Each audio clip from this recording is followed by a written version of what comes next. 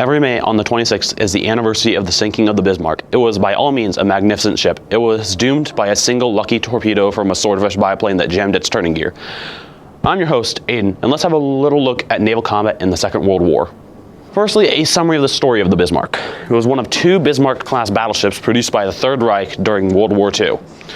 Out of its years of service, it only conducted one offensive operation, that being codenamed Operation Rheinübung.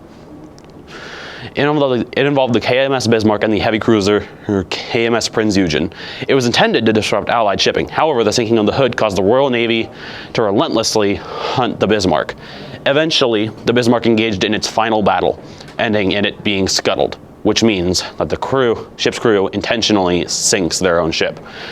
Regardless, the Bismarck was another proof that naval aviation had become the superior power compared to the battleship. But most certainly, the Bismarck went down fighting to the bitter end. Moving on, let us discuss some rather interesting things that most may not know about naval warfare in World War II. Most think that combat happens at close range.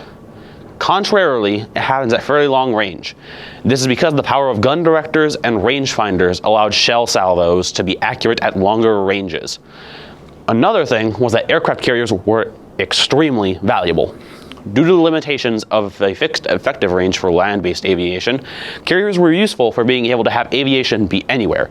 This simple fact is why today's naval warfare heavily relies on aircraft carriers.